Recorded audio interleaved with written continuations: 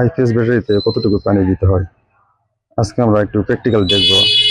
আসলে আইপিএস ব্যাটারিতে কতটুকু পানি দেওয়া উচিত। এখন এটা একটা ব্যাটারি, যদি এটা নষ্ট ব্যাটারি, আমি আপনাদের প্র্যাকটিক্যাল দেখাচ্ছি।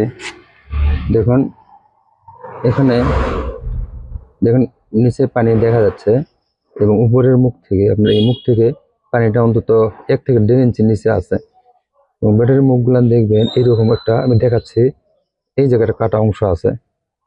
অবশ্যই এই এই কাটা অংশের নিচে পানি থাকবে। দেখেন পানিটা যে এখানে পানি আছে। আশা করি আপনারা দেখতে পাচ্ছেন। এই এই এই এই যে পানি আর এই উপরে অংশটা ফাঁকা আছে। এটা এটা ফিল আপ করে কখনোই পানি দেওয়া যাবে না। পানি অবশ্যই এই নিচের মুখ বা তার একটু নিচে রাখা যাবে।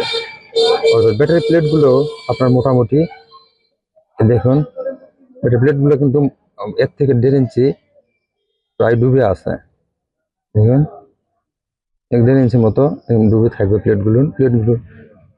বের হওয়া যাবে না অবশ্যই, এবং পানি এই উপর লেভেল পর্যন্ত দেওয়া যাবে না। এই এই যে কাটা অংশটা, এই এটা ভরে দেওয়া যাবে না, একটু নিচে থাকবে।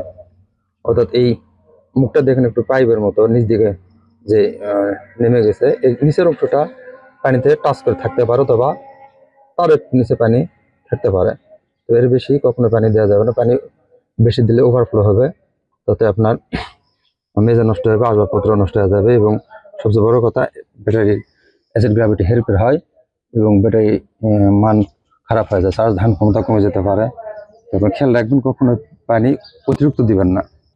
আমি যেভাবে দেখালাম ঠিক সেভাবে পানি দিবেন। আমি আরেকবার দেখাই। দেখেন ব্যাটারির, প্রত্যেকটা ব্যাটারির মুখ কিন্তু এরকমই থাকে। দেখেন একটু পাইপের মতো নিচ দিকে নেমে গেছে এবং 2 সাইড কাটা থাকে। এই সাইড কাটা আছে, দেখেন এই সাইডও কিন্তু কাটা আছে, এই সাইডেও কাটা আছে। এই কাটা অংশটা আপনার ফিল আপ করে পানি দেওয়া যাবে না। চার্জিং এর সময় ব্যাটারির মধ্যে যেই আপনার গ্যাস তৈরি হয়, সেই গ্যাসটা বের হওয়ার মতন মূলত এটা কিন্তু একটা রাস্তা করা আছে। এই দিকে গ্যাস বের হয়ে আপনার যে আমাদের ব্যাটারি ক্যাপ থাকে, দেখেন এই ক্যাপের এই 2 সাইডে 2টা ছিদ্র, এই দিকে গ্যাস বের হয়ে, এই দেখেন উপরে মাঝখানে একটা ছিদ্র আছে, এই দিকে গ্যাস বের হয়ে যায়। তো আপনার ওই কাঁটাটা যদি পানির দ্বারা ফিল আপ হয়, তাহলে তখন হয় কি, আপনার ব্যাটারির গ্যাসের কারণে পানি এই সিরিজে ওভারফ্লো হয়ে পড়ে যাবে।